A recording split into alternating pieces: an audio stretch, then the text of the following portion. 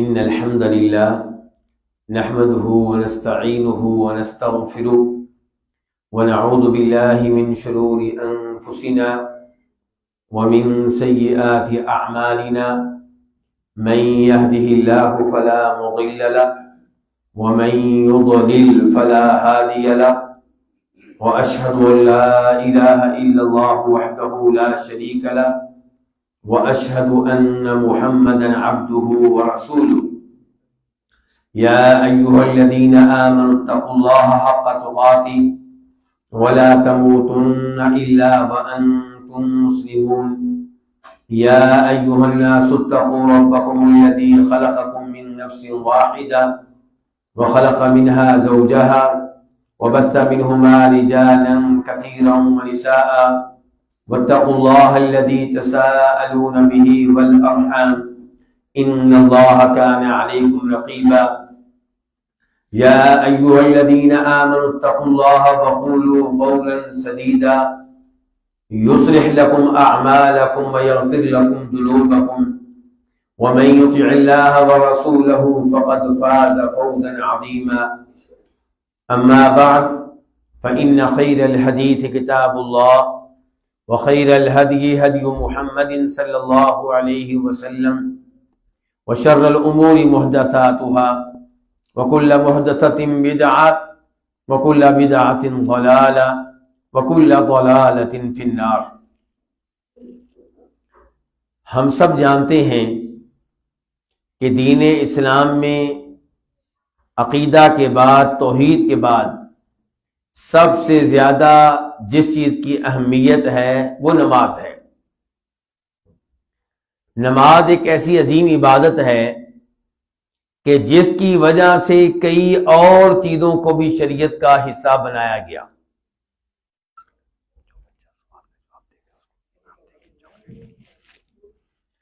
مثال کے طور پہ نماز کے لیے اذان رکھی گئی، نماز کے لیے قبلہ رخ ہونے کو ضروری قرار دیا گیا، نماز کے لیے وقت کا داخل ہونا یہ ضروری قرار دیا گیا، نماز کا وقت شروع ہونے سے پہلے آپ نماز نہیں پڑھ سکتے۔ نماز کے لیے یہ بھی ضروری قرار دیا گیا کہ آپ نے ایسے کپڑے پہن رکھے ہوں جس میں آپ کا سطر ڈھکا ہوا ہو۔ نماز کی وجہ سے وضو اور تیمم کے بارے میں بتایا گیا۔ اس سے آپ اندازہ لگا سکتے ہیں کہ نماز کی دین اسلام میں کتنی اہمیت ہے۔ تو آج کا موضوع وضو ہے۔ وضو یہ وہ عظیم عبادت ہے جس کے بغیر نماز قبول نہیں ہوتی۔ اور میں نے لفظ کیا بولا ہے کہ وضو کیا ہے؟ عبادت ہے۔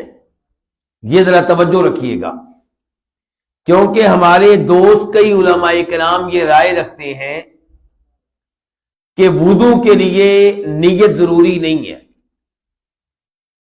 وہ کہتے ہیں کہ وضو نماز کے لیے ایک وسیلہ ہے، ایک ذریعہ ہے بس۔ اگر کوئی آدمی چہرہ دھو لیتا ہے، اپنے بازو کونیوں تک دھو لیتا ہے، سر کا مسح کر لیتا ہے، پاؤں دھو لیتا ہے، اس کا ارادہ وضو کرنے کا نہیں تھا، لیکن اس نے یہ کام کر لیے کیونکہ عادت بنی ہوئی تھی۔ جب وہ یہ کام کر کے فارغ ہوا تو اس نے چاہا کہ میں نماز پڑھوں، اشراق کی 2 رکعتیں پڑھ لوں، رات کا وقت تھا تو چاہا تہجد کی نماز پڑھ لوں، زور کی اس کے بعد اذان ہو گئی تو چاہا کہ میں زور کی نماز پڑھ لوں۔ سوچا کہ بھئی میں نے ہاتھ بھی دھوئے تھے، منہ بھی دھویا تھا، پاؤں بھی دھوئے تھے، مسح بھی کیا تھا، چلو جی میرا وضو ہو گیا۔ تو ان علماء کرام کے نزدیک یہ وضو ہو چکا ہے، یہ وضو درست ہے۔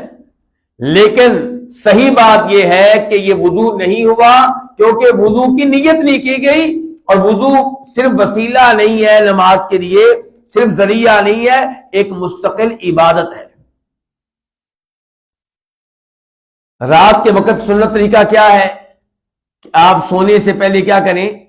وضو کریں۔ کیا اس موقع پہ ہم نے نماز پڑھنی ہوتی ہے؟ نہیں. اس سے کیا پتا چلا کہ وضو ایک مستقل عبادت ہے. جناب بلال رضی اللہ عنہ کا وضو جب بھی ٹوٹتا نیا وضو کر لیا کرتے تھے اور پھر ہر وضو کے ساتھ کوشش کرتے تھے کوئی نہ کوئی نماز پڑھ لیں, لیکن باوضو رہنا خود ایک عبادت ہے. تو اس لیے جب یہ ایک عبادت ہے تو اس کے لیے نیت ضروری ہے. اگر کسی آدمی نے وضو والے سارے اعضاء وضو کے انداز میں دھوئے ہیں, سر کا مسح کیا ہے, لیکن وضو کرنے کا ارادہ نہیں تھا, بعد میں یاد آیا, تو اس کا یہ وضو نہیں ہوا, کیونکہ انما الاعمال بالنیات.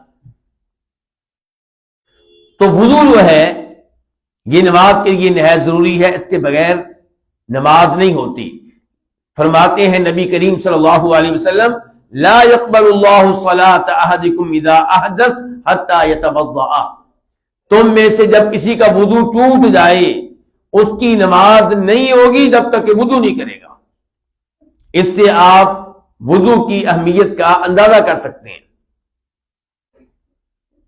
آج کے درس میں طریقہ وضو آپ کے سامنے رکھنا چاہوں گا, لیکن تھوڑے سے مختلف انداز سے. عام طور پہ ہماری مساجد میں وضو کا وہ طریقہ بیان کر دیا جاتا ہے جو نبی علیہ الصلوۃ والسلام سے ثابت ہے, اور یہ طریقہ بیان کرنا بہت ہی عمدہ اور بہت اچھی بات ہے, یہی ہونا چاہیے. لیکن آج اس لحاظ سے کچھ مختلف انداز ہے کہ یہ بتانا چاہوں گا کہ نماز میں وضو میں کون سی چیزیں واجب, فرض اور ضروری ہیں, اور کون سی چیزیں سنت کہلاتی ہیں, مستحب کہلاتی ہیں. علماء کرام نے ان کو واجب قرار نہیں دیا. اس لحاظ سے یہ طریقہ تھوڑا سا مختلف ہوگا. اسی طریقے سے طالب علموں کو دینی مدارس میں پڑھایا جاتا ہے. علماء یہ طریقہ جانتے ہیں, طالب علم یہ طریقہ جانتے ہیں, لیکن مساجد میں, کم از کم ہماری مساجد میں عام طور پہ یہ طریقہ اختیار نہیں کیا جاتا. تو میرے بھائی, وضو کے واجبات اور فرائض کی طرف آ جائیں. اور یہاں پہ پہلے نمبر پہ میں سوال کروں گا, اور سوال کا جواب سب سے پہلے میں ان سے چاہوں گا جن کی داڑیاں نہیں ہیں. قاری صاحب کے پاس کوئی چھوٹا سا انعام بھی ہے, اور انعام ایسا ہے کہ جو بچوں کے شان شان ہے, بڑوں کے لیے شاید کہیں توہین نہ بن جائے. ویسے انعام ہی ہوتا ہے. نہیں جی, فی الحال بغیر داڑھی والے بچے جو ہیں ان سے سوال ہے کہ فرض اور واجب میں کیا فرق ہے. فرض اور واجب میں کیا فرق ہے؟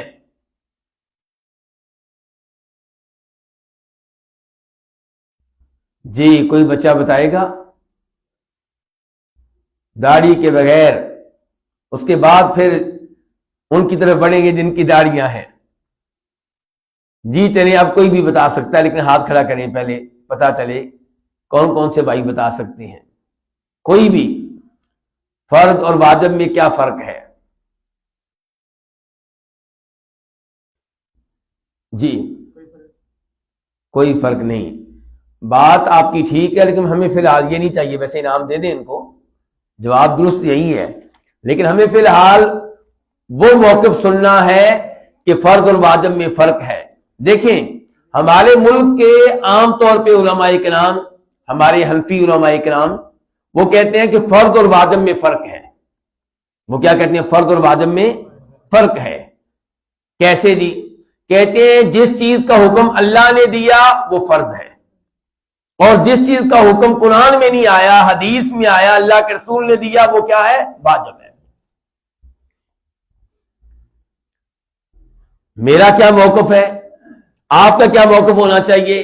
ہمارا موقف یہ ہے کہ نبی علیہ الصلوۃ والسلام نے جو دین دیا ہے وہ اللہ سے لے کر دیا ہے. آپ اپنی طرف سے دین دے کر نہیں گئے, اس لیے اللہ کی طرف سے دیے ہوئے حکم میں اور نبی علیہ السلام کی طرف سے دیے ہوئے حکم میں کوئی فرق نہیں ہے. حکم اللہ دے فرض اور واجب, حکم اللہ کے رسول دے فرض اور واجب, دونوں میں کوئی فرق نہیں ہے. کیونکہ وما ينطق عن الهوى ان هو الا وحی یوحى، نبی علیہ الصلوۃ والسلام جب بھی کلام کرتے ہیں آپ کا کلام رب کی طرف سے آئی ہوئی وحی پہ مشتمل ہوتا ہے۔ احادیث بھی اللہ کی طرف سے ہیں، البتہ احادیث کے الفاظ اللہ کی طرف سے نہیں ہیں، احادیث کے الفاظ نبی علیہ الصلوۃ والسلام کے ہیں، اور قرآن کے الفاظ بھی اور معنی بھی دونوں چیزیں کس کی طرف سے؟ اور احادیث کا معنی اور مفہوم اللہ کی طرف سے، الفاظ کس کی طرف سے؟ نبی علیہ الصلوۃ والسلام کی طرف سے۔ میرے بھائیوں، میں آپ کی توجہ چاہوں گا، یہ بڑے اہم مسائل ہیں، ان کی وجہ سے بڑے فتنے کھڑے ہوتے ہیں۔ لوگ فرق کرنا شروع ہو گئے ہیں قرآن اور حدیث میں۔ قرآن و حدیث میں کوئی فرق نہیں ہے، تلاوت کے لحاظ سے فرق ہے۔ نماز میں تلاوت ہوگی قرآن کی، احادیث کی تلاوت نہیں ہوگی، لیکن دین ہونے کے لحاظ سے، شریعت ہونے کے لحاظ سے قرآن و حدیث میں کوئی فرق نہیں ہے۔ یہ سوچ غلط ہے کہ احادیث کو قرآن کی روشنی میں پرکھا جائے گا، جانچا جائے گا۔ نہیں نہیں نہیں نہیں، بالکل ایسا نہیں کیا جائے گا۔ جب قرآن و حدیث کا مرتبہ برابر کا ہوگا تو پھر کیوں جانچا جائے؟ ہاں، جب آپ کہیں گے پہلا نمبر قرآن کا، دوسرا نمبر حدیث کا، پھر واقعی جانچا جائے گا۔ تو پھر آپ کی احادیث جو ہیں عام طور پہ کیا ہو جائیں گی؟ ریجیکٹ ہو جائیں گی۔ کیوں؟ کیونکہ جی یہ وہ حکم ہے جو قرآن نے نہیں دیا، قرآن تو خاموش ہے، اللہ کے رسول کی حدیث میں آیا ہے، اس لیے ہم اس کو نہیں مانتے، یا ہم اس کو وہ اہمیت نہیں دیں گے جو کئی لوگ دیتے ہیں۔ اور یہ نہایت خطرناک سوچ ہے۔ صحابہ کرام جتنی اہمیت قرآن کو دیتے تھے اتنی ہی اہمیت نبی علیہ السلام کی احادیث کو دیا کرتے تھے، اور آپ کی احادیث کو یہ اہمیت خود قرآن نے دی ہے۔ قرآن نے جب کہا کہ اللہ کے رسول کی بات مانو تو الفاظ کیا استعمال کیے، میں آپ کی توجہ چاہتا ہوں۔ اطیعوا اللہ و اطیعوا الرسول، اللہ نے کہا کہ میرے احکام مانو، واطیعوا الرسول، اور میرے رسول کے احکام مانو۔ اہم بات کیا ہے؟ اہم بات کیا ہے؟ اہم بات کیا ہے کہ اللہ کی بات مانو، اللہ کے رسول کی بات مانو۔ درمیان میں لفظ اور آیا ہے، واو آئی ہے، لفظ پھر نہیں آیا۔ یہ نہیں کہا گیا کہ میرے احکام مانو اور اس کے بعد میرے نبی کے احکام مانو، نہیں، اور میں برابری ہوتی ہے، اور میں کیا ہوتی ہے؟ برابری ہوتی ہے۔ تو جو مقام و مرتبہ اللہ تعالیٰ کے آرڈر کا ہے وہی مقام و مرتبہ نبی علیہ الصلوۃ والسلام کے آرڈر کا ہے، کیونکہ آپ کے آرڈرز بھی کس کی طرف سے آئے ہیں؟ یہ آپ گفتگو کس سے سن رہے ہیں؟ ایک اہل حدیث عالم دین سے، جن کے اوپر یہ تہمت ہے کہ یہ اللہ کے نبی کا ادب نہیں کرتے، احترام نہیں کرتے۔ ہم عبادت کے معاملے میں کہتے ہیں صرف اللہ کی عبادت ہوگی، اللہ کے رسول کی عبادت بالکل نہیں ہوگی۔ مشکل کشا ایک اللہ، حاجت روا ایک اللہ، غوث اعظم ایک اللہ، مختار کل ایک اللہ، عالم الغیب ایک اللہ، یہ تمام چیزیں اللہ تعالیٰ کی صفات ہیں، اللہ کی خصوصیات ہیں، اور یہ چیزیں مخلوق میں نہیں پائی جاتی۔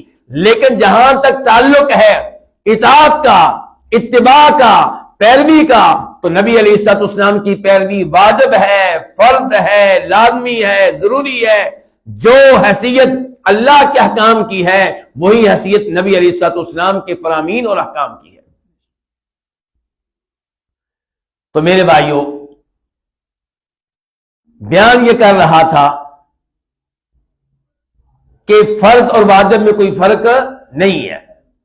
تو وضو کا پہلا فرض اور پہلا واجب کیا ہے کہ وضو سے پہلے بسم اللہ پڑھی جائے۔ کیا دلیل ہے اس کی؟ یاد رہے کہ کئی علماء کرام نے کہا ہے کہ وضو سے پہلے بسم اللہ پڑھنا سنت ہے، مستحب ہے، پڑھنا افضل ہے، اگر نہ بھی پڑھیں تو کام چل جائے گا۔ اور میں کیا کہہ رہا ہوں؟ فرض اور واجب ہے، یعنی کہ سنت نہیں بلکہ سنت سے اوپر اس کا مقام ہے۔ کیا دلیل ہے جی جس کی وجہ سے میں اس کو واجب کہہ رہا ہوں، فرض کہہ رہا ہوں؟ کیونکہ ابو داؤد شریف کی حدیث ہے، فرمایا نبی کریم صلی اللہ علیہ وسلم نے لا صلاۃ لمن لا وضوء له ولا وضوء لمن لم یذکر اسم اللہ علیہ، کہ جو وضو نہ کرے اس کی نماز نہیں ہوتی، اور جو بسم اللہ نہ پڑھے اس کا وضو نہیں ہوتا۔ یہ کون کہہ رہے ہیں؟ نبی کریم صلی اللہ علیہ وسلم۔ حدیث ابو داؤد شریف میں آئی، شیخ البانی رحمہ اللہ نے اس کو صحیح قرار دیا، حسن درجے کی قرار دیا۔ تو اس لیے بسم اللہ پڑھی جائے گی۔ امام ترمذی رحمہ اللہ اس حدیث کو اپنی کتاب میں لے کر آئے، اور حدیث کو نقل کرنے کے بعد کہتے ہیں کہ امام اسحاق بن راہویہ فرماتے ہیں، چھوٹے بچے بتائیں میں نے کس امام کا نام لیا ہے؟ اسحاق بن راہویہ۔ اگر آپ پانی کے لیے جا رہے ہیں تو پانی کی ضرورت نہیں ہے انشاءاللہ، وہ ویسے تھوڑا سا بیٹھیں سنیں درس، ہاں بیٹھیں۔ امام اسحاق بن راہویہ کون؟ جن کی داڑھی نہیں ہے ان میں سے امام اسحاق بن راہویہ کا کوئی چھوٹا سا تعارف کرا دے، کوئی ان کی اہم بات کوئی بتا دے، چلے کوئی بتا دے۔ اب امام اسحاق بن راہویہ کی کوئی اہمیت بتائیں، کوئی تعارف کرا دے ان کا، کوئی بھی تعارف میں کہہ رہا ہوں، کوئی خاص بات ان کی بتا دیں۔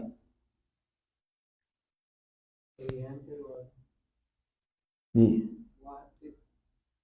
محدث ہیں، یہ تو بات ٹھیک ہے، لیکن یہ خاص تعارف نہیں ہے۔ یہ تو ساری پرانی علماء ساری محدث، سارے مفسر، سارے فقیہ ہوتے تھے، لیکن اللہ آپ کو جزائے خیر دے کہ آپ نے حصہ لیا۔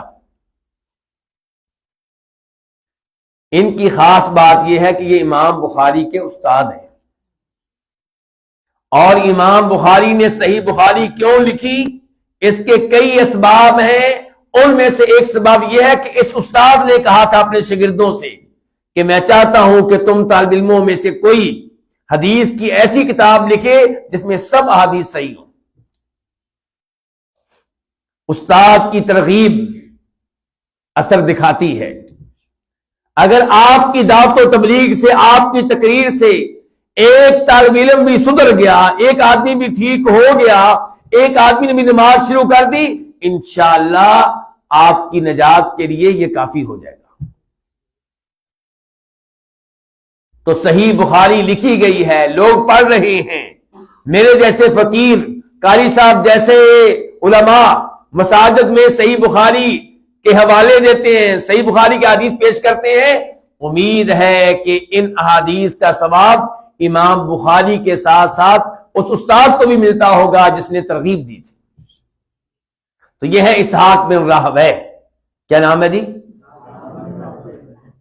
یاد رہے یہ امام ابو حنیفہ، امام مالک، امام شافی، امام احمد کے ان کے مقام و مرتبہ کے امام ہیں۔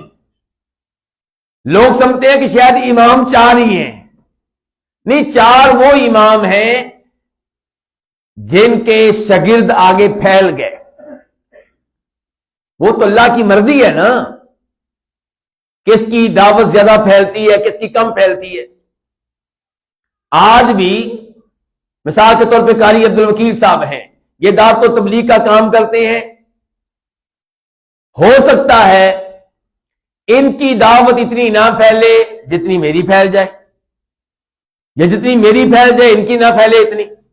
جتنے لوگ ان کے ذریعے صحیح عقیدے پہ آئیں اتنے میرے ذریعے نہ آئیں، اور جتنے میرے ذریعے آئیں ان کے ذریعے نہ آئیں۔ اس کا مطلب یہ نہیں ہے کہ علم ان کا زیادہ ہے مجھ سے، یا میرا علم ان سے زیادہ ہے۔ یہ دعوت و تبلیغ سے پتہ نہیں چلتا۔ علم کئی دفعہ دو علماء کا برابر کا ہوتا ہے، لیکن ایک کے ماننے والے، اس سے متاثر ہونے والے، اس کے ذریعے جن کی اصلاح ہوتی ہے وہ لوگ زیادہ ہوتے ہیں، اور دوسرے کے ذریعے کم ہوتے ہیں۔ تو اسحاق بن راہویہ چار اماموں کے ہم مرتبہ امام ہیں۔ تو یہ اسحاق بن راہویہ کہتے ہیں، اور ان کے قول کو کس امام نے اپنی کتاب میں ذکر کیا ہے؟ امام ترمذی نے۔ جی دیں جی ان کو نام، ماشاءاللہ۔ میں پہلے ذکر کر چکا ہوں، بس یہ تھا کہ توجہ کس کی ہے۔ یہ امام ترمذی رحمہ اللہ وہ کہتے ہیں کہ اسحاق بن راہویہ فرماتے ہیں اگر کوئی بسم اللہ جان بوجھ کر نہیں پڑے گا وضو سے پہلے تو اس کو وضو دہرانا پڑے گا، دوبارہ کرنا پڑے گا، اور اگر بھول گیا تو کام چل جائے گا، گزارا ہو جائے گا۔ بسم اللہ کے تعلق سے یہ الفاظ بڑے قیمتی ہیں۔ تو میں اس وقت کیا بیان کر رہا ہوں، میرا موضوع کیا ہے، چھوٹے بچے بتائیں گے۔ کیوں بیٹا میرا موضوع کیا آج درس میں کس موضوع پہ دے رہا ہوں بیٹا؟ وضو کی کیا چیز؟ چلے جی دے دی نا، ہم دونوں کو دے دیں، ان دونوں کو دے دیں ماشاءاللہ۔ لیکن ابھی پورا جواب نہیں دیا آپ لوگوں نے، ویسے یہ آپ کو، لیکن آپ کا خیال کرتے ہوئے انعام آپ کو دے دیا ہے۔ میرا پورا موضوع کیا ہے، میں کیا بیان کر رہا ہوں؟ وضو کے فرائض و واجبات۔ تو پہلی چیز کیا بیان کی ہے؟ بسم اللہ۔ دوسرے نمبر پہ کلی کرنا اور ناک میں پانی چڑھانا۔ کلی کا مطلب کیا ہوتا ہے کہ منہ میں پانی داخل کر کے اس کو منہ میں حرکت دینا، اور ناک میں پانی چڑھانا ہاتھ کے ذریعے، اور پھر سانس کے ذریعے بھی اس کو کھینچ لینا۔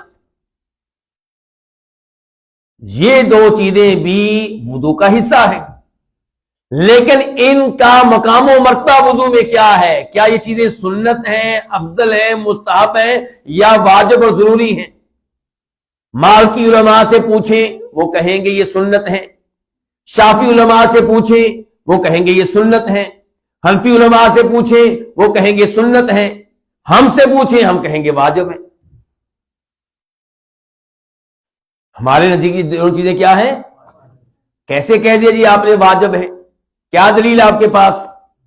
نمبر ایک فرماتے ہیں نبی کریم صلی اللہ علیہ وسلم کلی کے بارے میں، اذا توضأت فمضمض، جب وضو کرو تو کلی کرو،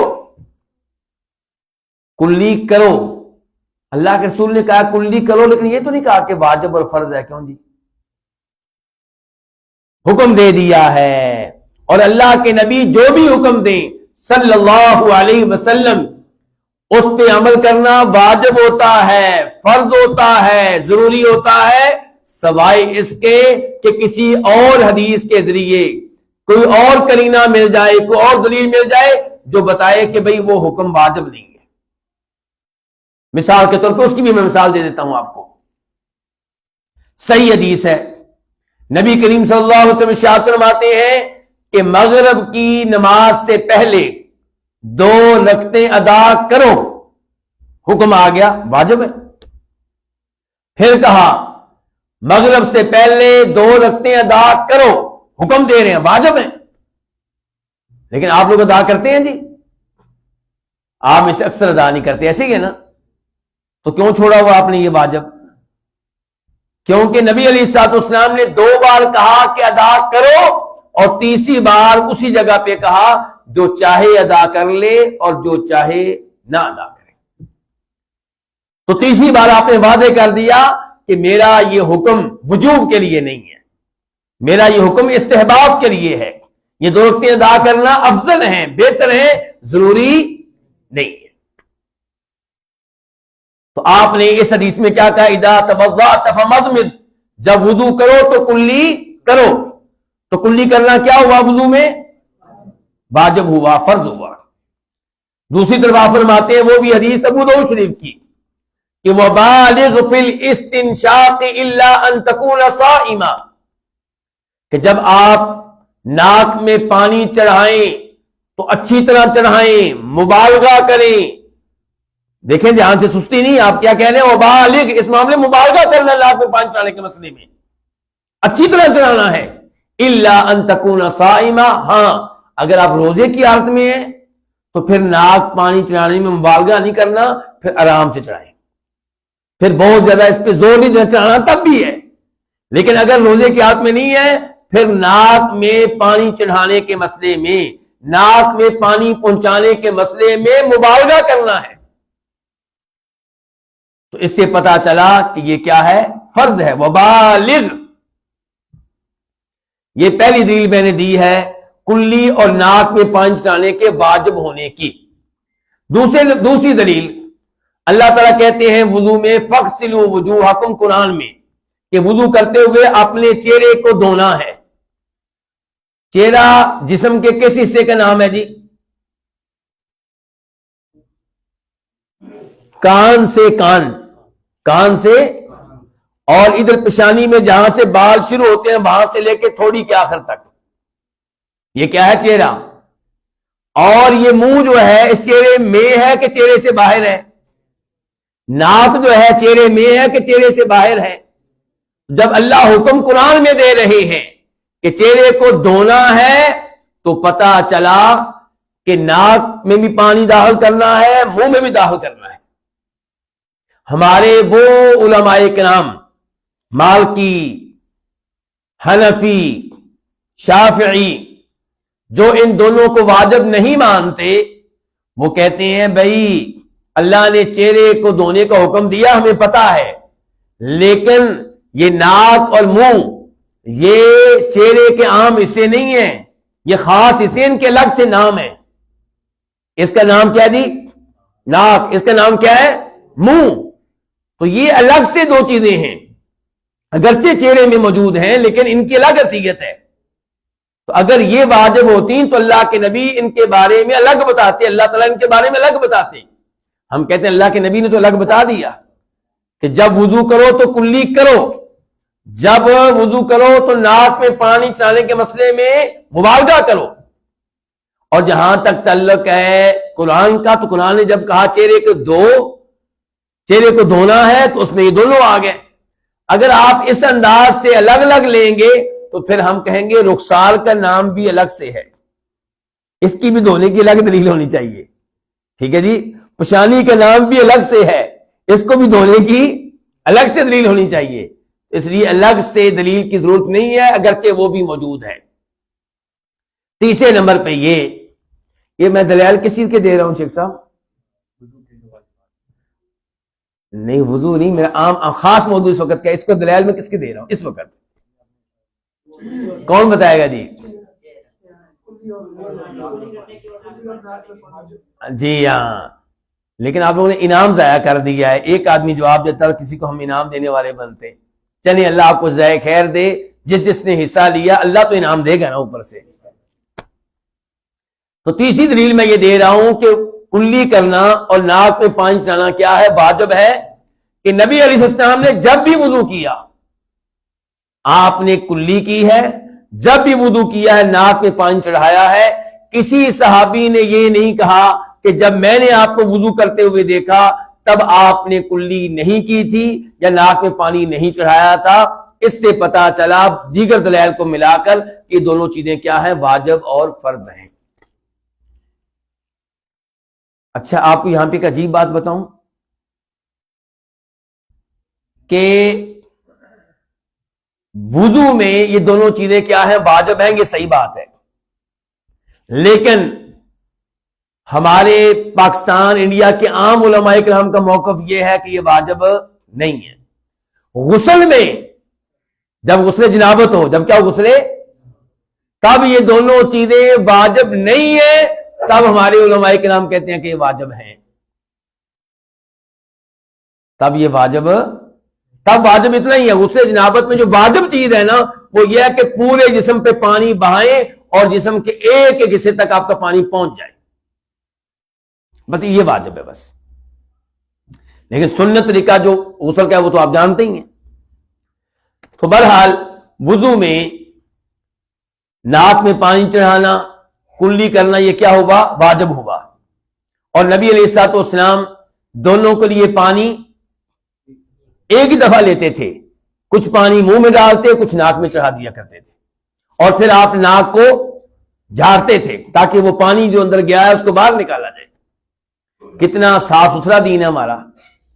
یہ عمل ہمیں دہرانے کے بارے میں کہا گیا، دن میں کتنی بار؟ 5 بار۔ اتنا صاف ستھرا دین ہوگا کوئی؟ اور آج ہمارے لوگ جو ان سے متصل ہیں وہ سمجھتے ہیں کہ جناب وہ ہم سے زیادہ صاف ستھرے ہیں۔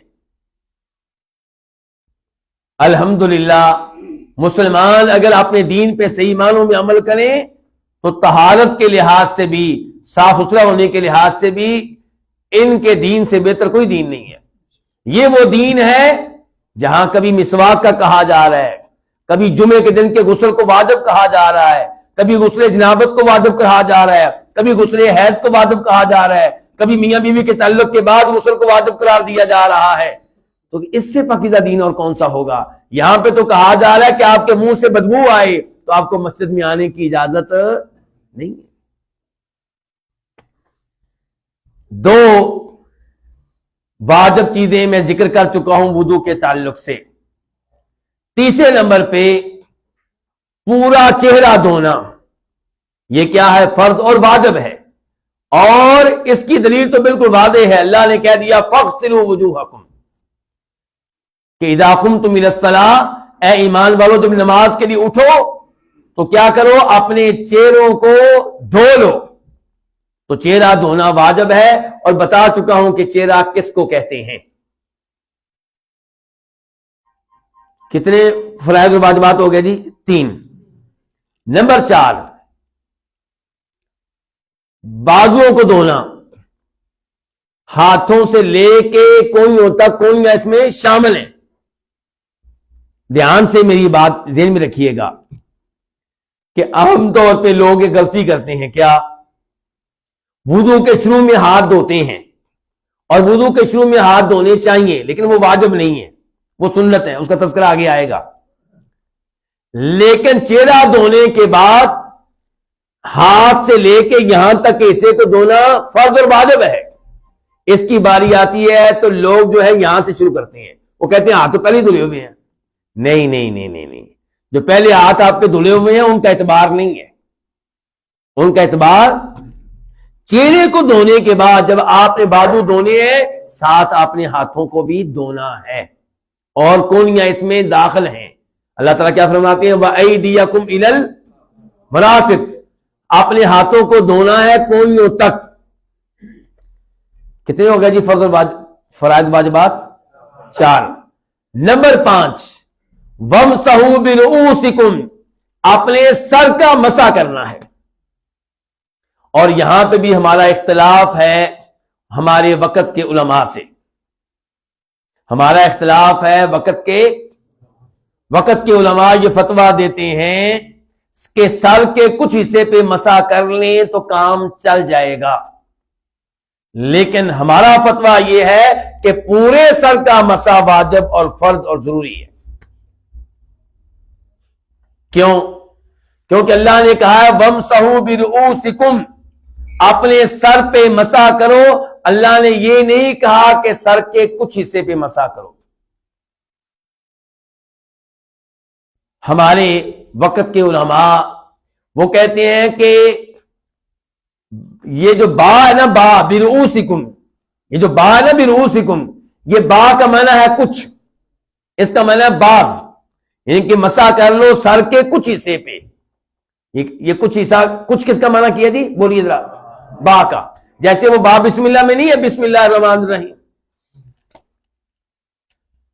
تو گزارش ہے ان سے کہ با کے کیا کیا معنی ہوتے ہیں یہ عربی زبان میں طے ہو چکا. جب با کے معنی بتائے گئے ان میں یہ معنی نہیں ہے کہ با باز کا معنی دیتی ہے. عربی لغت کے بہت بڑے امام، ان کا نام کون جانتا ہے؟ کوئی لوگ مدرسے والے بیٹھے ہوئے ہیں، شاید کوئی جانتا ہو. عربی لغت کے سب سے بڑے امام، گرامر کے، نحو کے، صرف کے سب سے بڑے امام، پرانے اور بڑے امام. اللہ آپ کو جزائے خیر دے دی نام امام سیبوئی، اللہ آپ کو جزائے خیر دے. امام سیبوئی انہوں نے اپنی کتاب میں، ان کی نحو کی کتاب ہے، اس کا نام کیا ہے؟ الکتاب. یہ آپ کا ڈبہ خالی کرے گا، اس کو نکال دے، یا تو مسجد سے نکال دے اس لڑکے کو. چلے جی. تو الکتاب، ان کی کتاب کا نام کیا ہے؟ الکتاب. اس میں انہوں نے ایک بار نہیں کئی بار وعدے کیا ہے کہ با جو ہے یہ باز کا معنی نہیں دیتی، اس کے معنی میں باز کا معنی نہیں ہے. تو اس لیے وَامْسَحُوا بِرُؤُوسِكُمْ کا یہ ترجمہ اگر کوئی کرتا ہے کہ مسح کرو اپنے سر کے کچھ حصے پہ، تو یہ ترجمہ غلط ہے. صحیح ترجمہ کیا کہ اپنے سر پہ مسح کرو، تو پورے سر کا مسح کیا جائے گا۔ اور یہ بات کتنی اہم ہے اس کا اندازہ آپ 2 حدیثوں سے کر سکتی ہیں۔ اصل مسئلہ تو قرآن سے ثابت ہوا، لیکن تائید کے طور پہ 2 حدیثیں پیش کر رہا ہوں۔ پہلی حدیث بخاری شریف کی، راوی ہے عبداللہ بن زید رضی اللہ تعالی عنہ، کہتے ہیں کہ نبی علیہ السلام نے جب وضو کیا تو آپ نے سر پہ مسح کیا۔ کیسے کیا جی؟ ہمیں یہ بتائیے، ہم سوال کرتے ہیں عبداللہ بن زید سے، تو عبداللہ بن زید کہتے ہیں آپ نے دونوں ہاتھوں سے کیا، اور آپ نے مسح کا آغاز سر کے اگلے حصے سے کیا، دونوں ہاتھوں کے ساتھ آگے سے مسح کرتے ہوئے پیچھے گدی تک گئے۔ کہاں تک گئے؟ اور گدی سے واپس پھر سر کے اگلے حصے تک لے کر آئے۔ پورے سر کا ہوا کہ آدھے سر کا؟ پورے سر کا ہوا۔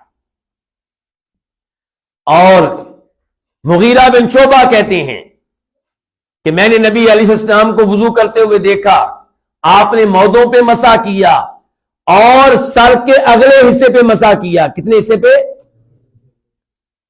اگر سر کے کچھ حصے کا مسح کرنا کافی ہوتا تو آپ اگلے حصے پہ اکتفا کرتے، کیونکہ باقی حصے پہ تو پگڑی ہے، لیکن آپ نے سر کے اگلے حصے کا مسح کیا اور باقی مسح آپ نے پگڑی پہ کیا۔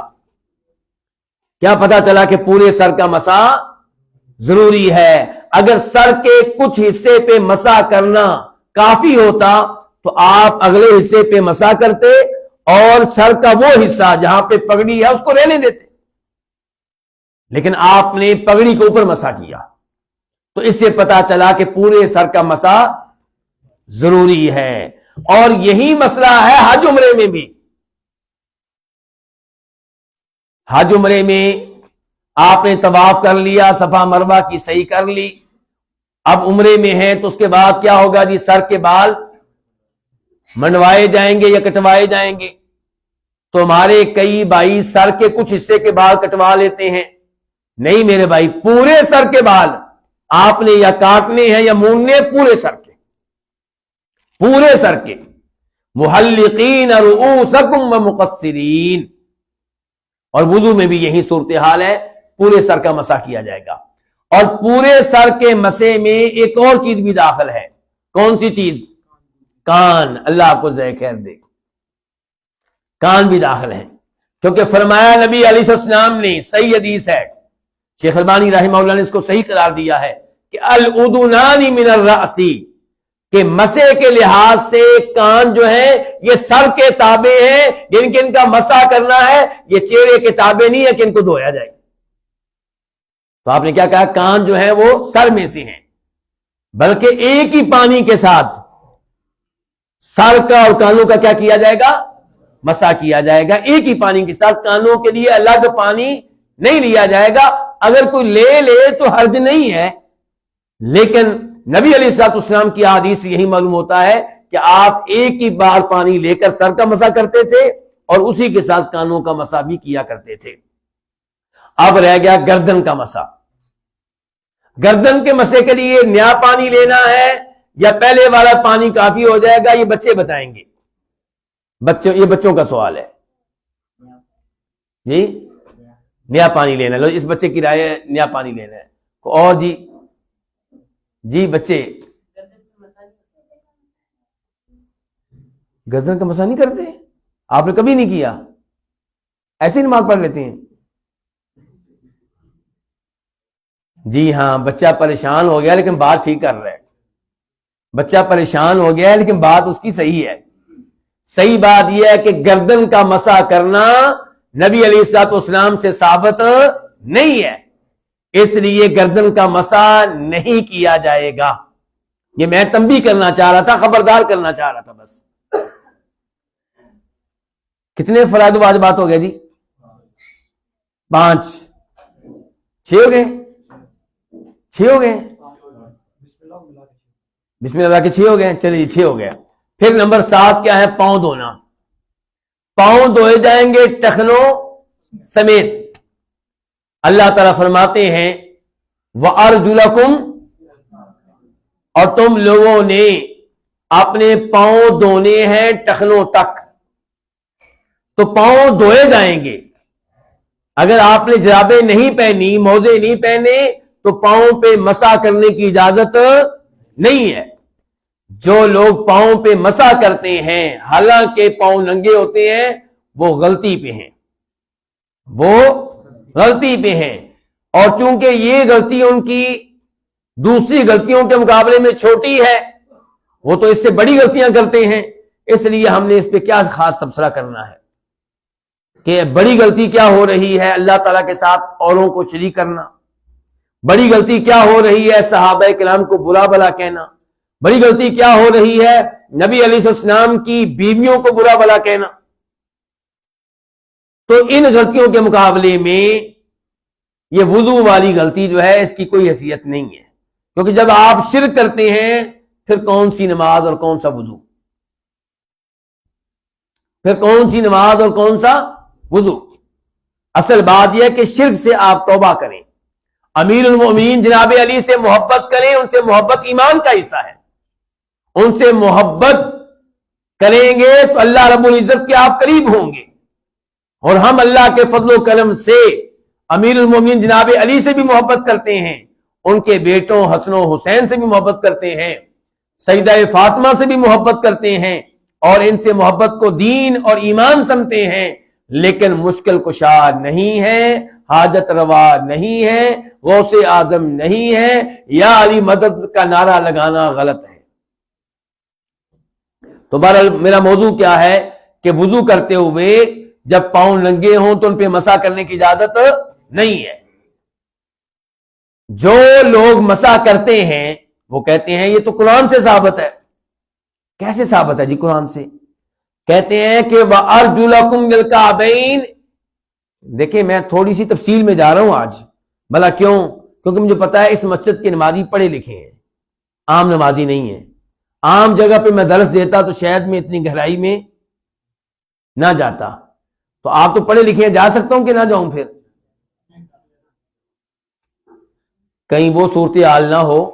وہ مدینہ یونیورسٹی میں جب ہم پڑھتے تھے تو ہمارے ساتھ جو سعودی بچے پڑھتے تھے نا، وہ کئی کہا کرتے تھے کہ جب تک ہم یونیورسٹی میں نہیں آئے تھے نا تب تک ہمیں وضو کرنا آتا تھا، نماز پڑھنی بھی آتی تھی، اور جب یونیورسٹی میں پہنچے ہیں نا، نہ نماز کا طریقہ محفوظ رہا نہ وضو کا، کیونکہ اختلافات، اس نے یہ کہا، اس نے یہ کہا، وہ یہ کہہ رہا ہے، وہ امام یہ کہہ رہا ہے، وہ یہ کہا ہے، وہ تو ہمیں جو یاد تھا وہ بھی بھول چکے ہیں۔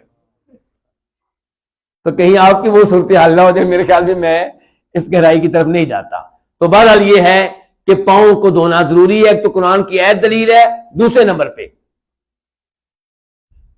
بخاری مسلم کی احادیث میں سے ہے، عبداللہ بن عمرو بن عاص کہتے ہیں رضی اللہ تعالیٰ عنہما کہ سفر میں تھے اور ہم آگے نکل گئے، نبی علیہ السلام پیچھے سے تشریف لا رہے تھے، ہم آپ کے آنے سے پہلے ہی وضو وغیرہ کر رہے تھے، عصر کی نماز پڑھنا تھی۔ آپ نے جب دیکھا ان لوگوں کو جنہوں نے وضو کر لیا تھا کہ ان کے پاؤں خشک ہیں، صحیح معنوں میں دھوئے نہیں گئے، تو آپ نے اونچی آواز سے کہا وَيْلٌ لِّلْأَعْقَابِ مِنَ النَّارِ، کہ پاؤں کی وہ ایڑیاں جو خشک رہ گئی ہیں، جہاں پانی صحیح طریقے سے نہیں پہنچایا گیا، ان کے لیے ہلاکت ہے، اور ہلاکت کیا ہے؟ جہنم کی آگ۔ اور میرے بھائی یہ سستی ہم سے بھی ہو جاتی ہے، جلدیوں میں جب ہم وضو کرتے ہیں تو ہمارے کئی نمازی ایسے ہوتے ہیں جن کی ایڑی کا کچھ نہ کچھ حصہ کیا ہوتا ہے؟ خشک ہوتا ہے۔ تو اس طرح آپ کیا وضو نہیں ہوگا؟ وضو نہیں ہوگا تو نماز نہیں ہوگی۔ اس لیے پاؤں کے دھونے میں مکمل طور پہ احتیاط کی جائے اور توجہ سے دیکھ لیا جائے کہ میرا پاؤں مکمل طور پہ گیلا ہوا ہے یا نہیں، پانی ہر حصے تک پہنچا ہے یا نہیں۔ نبی علیہ السلام نے ایک شخص کو دیکھا، اس کے پاؤں میں ناخن کے برابر جگہ تھی جو خشک رہ گئی، آپ نے کہا تھا دوبارہ وضو کر کے آؤ۔ تو کیا پتا چلا کہ پاؤں کو دھونا کیا ہے؟ ضروری ہے، اور ننگے پاؤں ہوں تو مسح کرنے کی اجازت نہیں ہے۔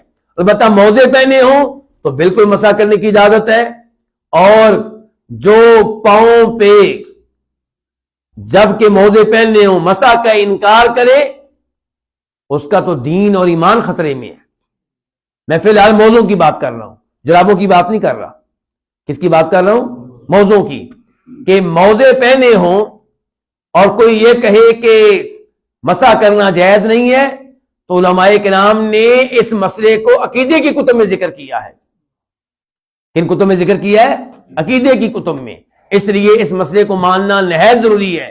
اگر کوئی نہیں مانتا تو اس کا دین اور ایمان خطرے میں ہے۔ جہاں تک تعلق ہے جرابوں کا، تو اس میں اگر کوئی ہم سے اختلاف کرتا ہے تو ہم اس پہ کوئی بڑا فتویٰ نہیں لگائیں گے، لیکن اتنا کو فتویٰ لگائیں گے کہ آپ کا موقف ٹھیک نہیں ہے، آپ کا موقف ٹھیک نہیں ہے۔ جرابوں پہ مسح کرنا ثابت ہے نبی علیہ الصلوۃ والسلام سے، جرابوں پہ مسح کرنا ثابت ہے صحابہ کرام سے، جرابوں پہ مسح ثابت ہے اس امام سے جن کو آپ بھی مانتے ہیں اور ہم بھی مانتے ہیں، لیکن آپ تو بطور خاص ان کو مانتے ہیں۔ کون؟ امام ابو حنیفہ رحمہ اللہ۔ اور ہم جو حوالہ دیں گے اس کے پیچھے باقاعدہ سند ہوگی۔ آپ لوگ کئی دفعہ امام صاحب کے ایسے اقوال بھی ذکر کر دیتے ہیں جن کی دلیل نہیں ملتی، جن کا حوالہ نہیں ملتا، اور ہم ان کا وہ موقف بیان کریں گے جو امام ترمذی اپنی حدیث کی کتاب میں باقاعدہ سند کے ساتھ لے کر آئے ہیں کہ امام صاحب جب آخری بار بیمار تھے، ایک آدمی ان کی عیادت کے لیے گیا تو امام صاحب نے وضو کیا اور جرابوں پہ مسح کیا، اور پھر وضاحت پیش کی کہ یہ کام میں زندگی میں پہلی بار کر رہا ہوں۔ تو کیا نا، کیا، فوت ہونے سے پہلے کر لیا، اس مسئلے کو مان لیا، نمازیں ان کی ہو گئیں، تو انشاءاللہ پھر آپ کی نمازیں بھی ہو جائیں گی جرابوں پہ مسح کے ساتھ، اور ہماری بھی ہو جائیں گی۔ صحابہ کرام سے ثابت ہے، امام ابو داؤد رحمہ اللہ نے 10 کے قریب وہ صحابہ کرام ذکر کیے ہیں جن سے اچھی طرح جرابوں سے مسح کرنا ثابت ہے، اور کوئی صحابی، ایک بھی صحابی ایسا نہیں ہے جس نے جرابوں پہ مسح کرنے کو غلط قرار دیا ہو۔ خصوصی طور پہ جن سے ثابت ہے وہ انس بن مالک، امام دولابی ان کی حدیث کو لے کر آئے ہیں، ان کی روایت کو لے کر آئے ہیں، اور اس میں یہ ہے کہ انہوں نے جرابوں پہ مسح کیا تو ایک آدمی نے کہا حضرت آپ ان جرابوں پہ بھی مسح کر رہے ہیں؟ فرمایا یہ بھی تو موزے ہیں، بس وہ چمڑے کے ہیں، یہ کپڑے کے ہیں، یہ بھی موزے ہی ہیں۔ تو انس بن مالک سے بھی ثابت ہے، اور سب سے بڑی بات یہ ہے کہ اللہ کے رسول علیہ السلام کی حدیث سے ثابت ہے، مغیرہ بن شعبہ والی حدیث، ثوبان والی حدیث، ابو داؤد شریف کی حدیث ہے، تو یہ مسح کرنا ثابت ہے۔ یہ تھے وضو کے فرائض اور واجبات۔ اس میں اضافہ کر لیں 2 چیزوں کا، ایک تو یہ ہے کہ وضو میں ترتیب برقرار رکھنی ہے۔ کئی علماء کرام کے نزدیک وضو میں ترتیب فرض اور واجب نہیں ہے۔ اس کا نتیجہ کیا نکلے گا کہ اگر کوئی آدمی پہلے پاؤں دھو لے، بعد میں چہرہ دھو لے، تو اس کا بھی وضو ہو جائے گا۔ اور یہ فتویٰ ہمارے ملک کے اکثر علماء کرام کا فتویٰ ہے، لیکن صحیح بات یہ ہے کہ ترتیب کو اختیار کرنا ضروری ہے۔ ترتیب کو آگے پیچھے کریں گے تو وضو نہیں ہوگا۔ اللہ رب العزت نے وضو کا طریقہ ترتیب سے بیان کیا ہے، اور فَاغْسِلُوا وُجُوهَكُمْ فا کا تذکرہ کیا ہے، اور نبی علیہ السلام نے کبھی بھی ترتیب کی خلاف ورزی نہیں کی، آگے پیچھے نہیں کیا اس ترتیب کو، تو اس لیے اس ترتیب کا خیال رکھنا ہوگا۔ اور اس چیز کا بھی خیال رکھا جائے کہ ایک عضو دھونے کے بعد دوسرا عضو دھونے میں اتنا وقت نہ لگائیں کہ پہلا عضو خشک ہو چکا ہو، یکے بعد دیگرے اعضاء کو دھویا جائے۔ یہ نہیں کہ آدھا وضو کیا اور اس کے بعد بیگم صاحبہ کا فون آ گیا، وہ سننا شروع کر دیا، اور اتنی دیر تک پہلے اعضاء خشک ہو چکے تھے اور آپ کہتے ہیں جناب آگے سے وضو کرتے ہیں۔ نہیں، ایسا نہیں، کیونکہ آپ نے ابھی حدیث سنی ہے کہ نبی علیہ السلام نے اس آدمی سے کیا کہا تھا جس کے پاؤں میں ناخن کے برابر جا خشک رہ گئی تھی، دوبارہ وضو کرو۔ تو اگر اس بات کی گنجائش ہوتی کہ پہلے اعضاء خشک ہو چکے ہوں تو پھر بھی آپ آگے سے وضو مکمل کر لیں، تو آپ اس آدمی سے کہتے دوبارہ پاؤں دھو بس، لیکن آپ نے کیا کہا؟ پورا وضو کر کے آؤ۔ تو اس لیے ان اعضاء کو یکے بعد دیگرے دھونا ہوگا، بہت زیادہ وقفہ کرنے کی اجازت نہیں ہے۔ اب آتے ہیں میرے بھائی وضو کے مستحبات کی طرف اور وضو میں جو چیزیں سنت ہیں ان کی طرف آتے ہیں۔ جلدی تو نہیں ہے؟ چلیں جی، کہتے ہیں جلدی نہیں، الحمدللہ۔ نمبر 1، وضو سے پہلے مسواک کیا جائے۔ وضو سے پہلے کیا کیا جائے؟ مسواک۔ فرمایا نبی کریم صلی اللہ علیہ وسلم نے، اور اس حدیث کو امام بخاری اپنی صحیح میں بطور معلق لے کر آئے ہیں، اور امام ابن خزیمہ اس حدیث کو اپنی صحیح میں باقاعدہ پوری سند کے ساتھ لے کر آئے ہیں۔ حدیث صحیح ہے کہ لولا ان اشق علی امتی لامرتهم بالسواک عند کل وضوء۔ اگر یہ بات نہ ہوتی کہ میری امت مشقت میں پڑ جائے گی، تنگی میں پڑ جائے گی، پریشان ہو جائے گی، اگر یہ مسئلہ نہ ہوتا تو میں اپنی امت کو حکم دیتا کہ ہر وضو کے ساتھ مسواک کیا کریں۔ یہ الفاظ نوٹ کر لیا آپ نے؟ ان الفاظ سے کئی مسئلے معلوم ہو رہے ہیں، دھیان سے۔ ایک پتہ چلا کہ ہمارے نبی علیہ السلام بڑے ہی رؤوف الرحیم اور امت پہ شفقت کرنے والے تھے۔ آپ نے مسواک کو فرض اس لیے قرار نہیں دیا کہ میری امت مشقت میں پڑ جائے گی، امت کا خیال رکھا۔ ہمیں بھی چاہیے کہ اس عظیم نبی سے پیار کریں، ان سے محبت کریں، کثرت سے ان پہ درود و سلام پڑھا کریں، اور آپ کے دین پہ عمل بھی کریں، اور آپ کے دین کو دنیا کے کونے کونے تک پہنچائیں۔ ایسے نبی سے دلی پیار کرنا چاہیے۔ ایسے نبی سے پیار ہر انسان سے بڑھ کر ہونا چاہیے۔ اللہ کی ذات کے بعد جن سے پیار سب سے بڑھ کے ہونا چاہیے وہ کون ہے جناب؟ محمد الرسول اللہ صلی اللہ علیہ وسلم۔ اس حدیث سے یہ مسئلہ بھی معلوم ہوا کہ نبی علیہ السلام جب کسی چیز کا حکم دے دے تو وہ چیز فرض اور واجب ہوتی ہے، کیونکہ آپ نے کیا کہا ہے کہ اگر یہ بات نہ ہوتی کہ میری امت مشقت میں پڑ جائے گی تو میں ان کو حکم دے دیتا۔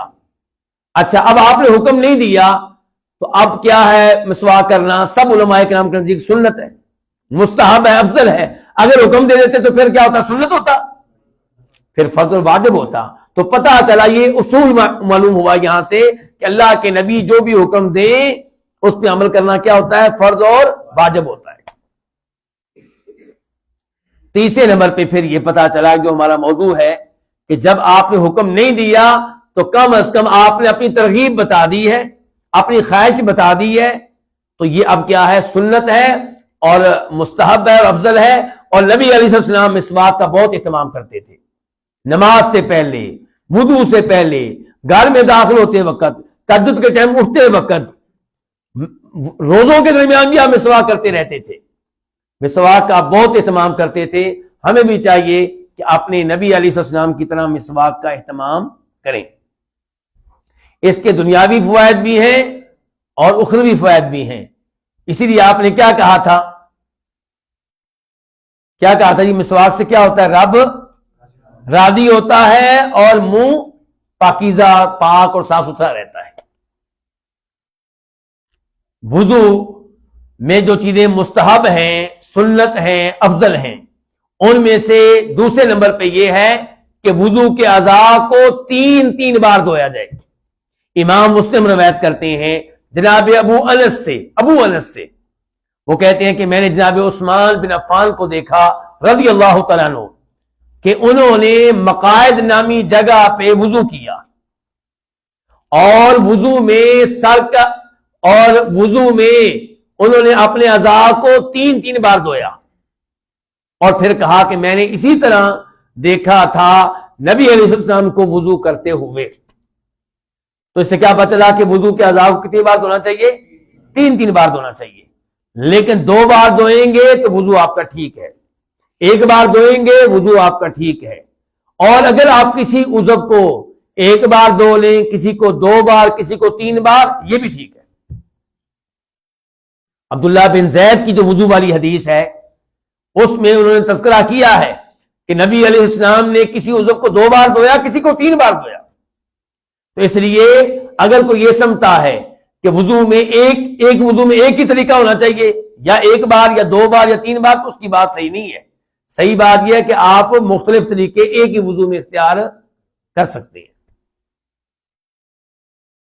تیسرے نمبر پہ وضو سے پہلے مستحب ہے، افضل ہے، سنت ہے کہ آپ اپنے دونوں ہاتھوں کو دھوئیں. کہاں تک؟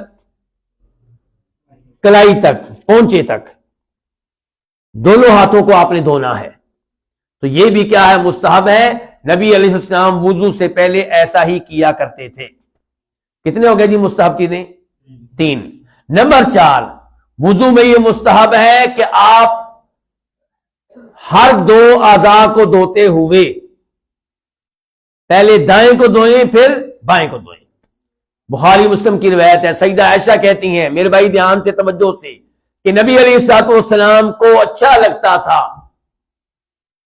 جوتا پہننے میں دائیں جانب کو اختیار کرنا، کنگھی کرنے میں دائیں جانب کو اختیار کرنا، وضو کرنے میں دائیں جانب کو اختیار کرنا، آخر میں کہتی ہے بلکہ ہر کام میں. اور ہمارے مسلمان بھائی، تو میرے بھائی نبی علیہ السلام کی ان سنتوں کا خیال کریں. معلوم نہیں اللہ ہماری کون سی سنت کو قبول کر لیں. اور کبھی بھی آپ کے کسی سنت کو حقیر نہ جانیں اور اپنے بچوں کی تربیت ایسے ہی کریں. آپ کا بیٹا جب بھی آپ کے ہاتھ سے چیز پکڑے، کس ہاتھ سے پکڑے؟ جب وہ بائیں ہاتھ آگے کرے تو آپ کہیں نہیں بیٹا ایسے چیز میں نہیں پکڑاؤں گا، دائیں ہاتھ آگے کریں. یہ کام کتنی بار کرنا پڑے گا؟ 100 بار، 200 بار. پھر یہ ہے تربیت. افسوس ہوتا ہے، سچ جانے دل میں تکلیف ہوتی ہے جب بڑے بڑے سمجھدار لوگوں کو دیکھتے ہیں بائیں ہاتھ سے پانی پی رہے ہیں. ٹی وی پہ بیٹھے ہوئے ہمارے اینکرز دیکھیں ان کو ذرا. یہ وہ لوگ ہیں جو دین کے طالب علموں کو، علماء کو جاہل سمجھتے ہیں. کیوں؟ کیونکہ جی ان کو انگلش آتی ہے، ان کو ذرا انگلش نہیں آتی. انہوں نے سمجھا شاید علم نام ہے انگلش سیکھ لینے کا. اور اتنا نہیں پتا کہ پانی کیسے پینا ہے. سرے عام پوری دنیا کے سامنے بھائی ہاتھ سے پی رہے ہوتے ہیں چائے یا پانی پی رہے ہوتے ہیں. ایئرپورٹ پہ، ریلوے اسٹیشن پہ، بسوں کے اڈوں پہ، اور جہاں زیادہ پڑھے لکھے لوگ ہوتے ہیں وہاں پہ زیادہ اس کی خلاف ورزی ہو رہی ہوتی ہے. پڑھے لکھے سے مراد میری کیا ہے؟ دنیاوی علوم، دنیاوی علوم کی بات کر رہا ہوں.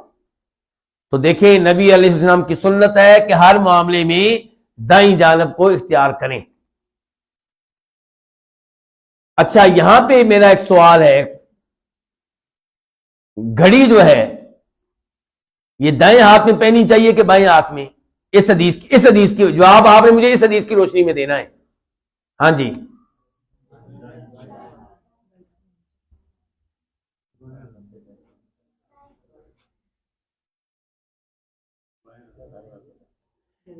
اس حدیث کا دھیان سے میں آپ کی غلط فہمی دور کرنا چاہتا ہوں. اس حدیث کا گھڑی پہننے کے مسئلے سے کوئی تعلق نہیں ہے. اس حدیث کا تعلق ہے ان چیزوں سے جہاں پہ دائیں اور بایاں دونوں ہوتے ہیں. اگر ہم نے گھڑیاں 2 پہننی ہوتی تو پھر ہم آپ سے کہتے جی پہلے دائیں ہاتھ میں پہنے بعد میں بائیں ہاتھ میں پہنے. مسئلہ سمجھ لیں. تو باقی گھڑی دائیں ہاتھ میں پہنے بائیں میں یہ الگ مسئلہ ہے، لیکن میں اس حدیث کی بات کر رہا ہوں. اس حدیث سے مراد یہ ہے کہ جہاں پہ دائیں اور بائیں کا وجود ہے وہاں پہ آغاز کس سے کرنا ہے؟ دائیں ہاتھ سے کرنا ہے. جرابیں دونوں پاؤں میں پہنیں گے تو پہلے کون سے پاؤں میں پہنیں گے؟ دائیں ہاتھ میں پہنیں گے، بعد میں بائیں پہلے دائیں پاؤں میں بعد میں بائیں پاؤں میں. جوتا گھر میں پہنتے ہوئے یہی کچھ آپ نے کرنا ہے. اپنے بچے کو بھی اسی چیز کی آپ نے عادت ڈالنی ہے، اور یہ چیزیں عادت ڈالنے سے پیدا ہوتی ہیں. میں آپ کی مثال دیتا ہوں. ابھی میں نے مغرب سے پہلے دودھ لیا، جو دینے آتا ہے گھر میں، اس سے دودھ لینے میں گیا، بچے نہیں تھے، تو اس کے ساتھ 2-3 مرتبہ میرا اس کا یہ کام ہو چکا ہے کہ جب دودھ پکڑانے لگا کس ہاتھ سے؟ بائیں ہاتھ سے. میں نے کہا میں نہیں لوں گا. دائیں ہاتھ سے پھر اس نے پکڑایا. چند دن پہلے اسے میں نے ماہانہ وہ جو بل بنا وہ دیا، وہ بائیں ہاتھ سے پکڑنے لگا. میں نے کہا نہیں دوں گا، دائیں ہاتھ سے. اب ہنس پڑتا ہے. تو امید ہے کہ آہستہ آہستہ عادت پڑ جائے گی. اس انداز سے اپنے بچوں کو عادت ڈالیں، شریعت کا عادی بنائیں. تو یہ بھی ایک سنت تھی. کتنی سنتیں ذکر کر چکا ہوں؟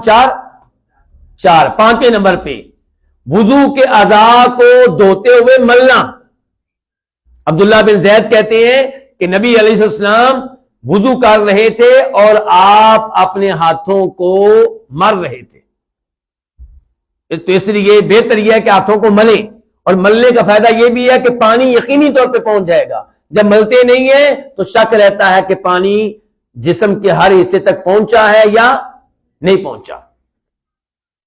وضو کی سنتوں میں سے, وضو کے مستحبات میں سے ایک مستحب یہ ہے کہ وضو کے آخر میں آپ دعا پڑھیں گے. بسم اللہ پڑھنا شروع میں تھا, وہ واجب تھا, اور یہ دعا پڑھنا کیا؟ مستحب. اور یہ وہ دعا ہے کہ جس دعا کے پڑھنے سے جنت کے 8 دروازے کھول دیے جائیں گے اس شخص کے لیے, اور کہا جائے گا جس دروازے سے چاہو جنت میں داخل ہو جاؤ. دعا کیا ہے؟ اشہد ان لا الہ الا اللہ وحدہ لا شریک لہ واشہد ان محمدا عبدہ ورسولہ. اچھا بچے بتائیں گے, بڑا نہیں بتائے گا, اور نہ ہی بچوں کی کسی نے مدد کرنی ہے. بچے بتائیں گے کہ بیٹا یہ دعا پڑھتے ہوئے آسمان کی طرف ایک ہاتھ کی انگلی اٹھانی ہے کہ دونوں ہاتھوں کی اٹھانی ہے؟ ایک ہاتھ کی. شاباش. اکثر بچوں نے کیا جواب دیا ہے؟ نہیں اٹھانی.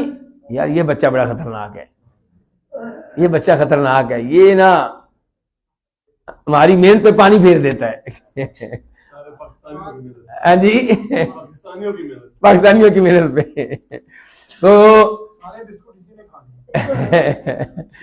تو بھائی دیکھیں دھیان سے بیٹا, یہ دعا پڑھنی ہے, لیکن یہ دعا پڑھتے ہوئے آسمانوں کی طرف انگلی اٹھانا یہ قرآن و حدیث سے ثابت نہیں ہے. انگلی نہیں اٹھانی, دعا پڑھنی ہے کہ اشہد ان لا الہ الا اللہ. اللہ کو اپنی توحید کتنی پسند ہے. جگہ جگہ اللہ کا مطالبہ ہم سے یہ ہے کہ میری توحید کا اعلان کرو. میں شہادت دیتا ہوں کہ اللہ کے علاوہ کوئی عبادت کے لائق نہیں ہے, اور میں یہ بھی شہادت دیتا ہوں کہ جناب محمد صلی اللہ علیہ وسلم اللہ کے بندے اور اللہ کے رسول ہیں. اور ترمذی شریف کی حدیث میں اس دعا کے بعد ایک اور اضافہ آیا ہے. وہ کیا؟ اللہم اجعلنی من التوابین واجعلنی من المتطہرین. اے اللہ مجھے ان میں سے بنا دے جو کثرت سے توبہ کرتے ہیں, جو بار بار گناہوں کی معافی مانگتے ہیں, اور مجھے ان میں سے بنا دے جو پاکیزگی کا اہتمام کرتے ہیں, جو پلید چیزوں سے دور رہتے ہیں, پیشاب کے قطروں سے اپنے جسم کو بچاتے ہیں, پیشاب کے قطروں سے اپنے کپڑوں کو بچاتے ہیں, پخانے سے اپنے آپ کو بچاتے ہیں, جتنی پلید چیزیں ہیں ان سے اپنے جسم کو, اپنے کپڑوں کو محفوظ رکھنے کی کوشش کرتے ہیں. اور اللہ تعالی نے کہا قرآن میں ان اللہ یحب التوابین ویحب المتطہرین, کہ اگر اللہ کے محبوب بننا چاہتے ہو تو یہ 2 کام کرو. گناہ ہو جائیں تو اللہ سے سچی توبہ کرو, بار بار توبہ کرو. جب گناہ ہو جائے سچی توبہ, پھر پھسل جاؤ پھر توبہ. جب بھی توبہ کرنی ہے نیک نیتی سے کرنی ہے, لیکن تم بشر ہو, انسان ہو, شیطان تمہارے پیچھے لگا ہوا ہے, تمہیں گمراہ کر دیتا ہے. جب گمراہی پہ پڑ جاؤ, غلطی ہو جائے, پھر اللہ سے معافی مانگو, تو اللہ کے محبوب بن جاؤ گے. دوسرے نمبر پہ پاکیزگی کا اہتمام کرو. آج ہمارے بھائی کیا کہتے ہیں؟ آؤ جی نماز پڑھنے چلیں. جی مولوی صاحب بس نماز تو پڑھنی ہے لیکن میرے کپڑے پلید ہیں. ارے اللہ کے بندے, نماز چلو 2 منٹ کے لیے اس کا معاملہ لیٹ کر دیتے ہیں, تو یہ بتا تو پلید کپڑے پہن کے بیٹھا کیوں؟ تو مسلمان نہیں ہے. تجھے کس نے اجازت دی ہے کہ پلید کپڑے پہن کے تو سارا دن ایسے ہی گزارے؟ یا تو جھوٹ بول رہا ہے, اور جھوٹ بولنا بھی جرم ہے. سچ کہہ رہا ہے تو پلید کپڑے پہن کے بیٹھے رہنا یہ بھی جرم ہے. تو اس لیے مسلمان کو ہمیشہ کیا رہنا چاہیے؟ پاکیزہ. تو یہ دعا ہے اللہم اجعلنی من التوابین واجعلنی من المتطہرین. کتنی عظیم دعا ہے. علماء لکھتے ہیں اہتمام ہے جسم کے اندرونی حصے کو پاک کرنے کا بھی اور بیرونی حصے کو بھی. بیرونی حصے کو پاک کرنا کیا ہے؟ متطہرین, اور اندرونی حصے کو توبہ. توبہ اپنے آپ نے دل کو, اپنی روح کو گناہوں سے پاک کرنا. اور پھر ایک اور دعا بھی ثابت ہے, وہ کیا جی؟ اشہد ان لا الہ سبحانک اللہم و بحمدک اشہد ان لا الہ الا انت استغفرک واتوب الیک۔ تو یہ وضو کے مستحبات ہیں جن کا اہتمام کرنا چاہیے۔ ایک اور چیز اس کا میں تذکرہ کرنا چاہوں گا کہ کیا یہ درست ہوگا کہ انسان چہرہ دھونے کے بعد سر کا بھی کچھ حصہ دھو لے؟ اصل میں ایک مسئلے کی طرف اشارہ کرنا چاہ رہا ہوں۔ مسئلہ کیا ہے کہ فرمایا نبی کریم صلی اللہ علیہ وسلم نے، صحیح حدیث ہیں، بخاری مسلم کی حدیث ہیں، کہ میری امت روز قیامت جب آئے گی، میرے بھائی دھیان سے حدیث سنیے گا، میری امت جب روز قیامت آئے گی تو ان کے چہرے بھی چمک رہے ہوں گے، وضو کے دیگر اعضاء بھی چمک رہے ہوں گے۔ تو آپ کا جو بیٹا نماز نہیں پڑھتا اس کے بھی وضو کے اعضاء چمک رہے ہوں گے روز قیامت۔ آپ کے والد صاحب جو فوت ہونے والے ہیں ابھی تک نماز نہیں پڑھتے، آپ ان کی صحت کا بڑا خیال رکھتے ہیں ماشاءاللہ، لیکن آپ کو ان کی نماز کی فکر نہیں ہے، کیا ان کے وضو کے اعضاء بھی چمک رہے ہوں گے؟ وضو کے اعضاء اسی کے چمکیں گے جو وضو کرتا ہوگا، نمازیں پڑھتا ہوگا۔ تو بہرحال فرمایا میری امت آئے گی تو ان کے وضو کے اعضاء چمک رہے ہوں گے۔ جناب یہاں پہ اپنے الفاظ دو استعمال کیے ہیں، ایک غرن، ایک محجلین۔ ذرا ذکر کیجئے گا، غرن محجلین۔ غرن کا تعلق ہوتا ہے چہرے کی چمک سے، چہرے کی سفیدی سے، اور محجلین کا تعلق ہوتا ہے ہاتھوں اور پاؤں کی سفیدی سے۔ بنیادی طور پہ یہ دو الفاظ انسان کے لیے نہیں ہے، بنیادی طور پہ یہ دو الفاظ ہیں گھوڑے کے لیے۔ وہ گھوڑا جو سیاہ رنگ کا ہو لیکن پیشانی سفید ہو اور پاؤں دونوں چاروں سفید ہو، کتنا پیارا لگتا ہے، اور پیارا لگتا ہے کہ نہیں لگتا؟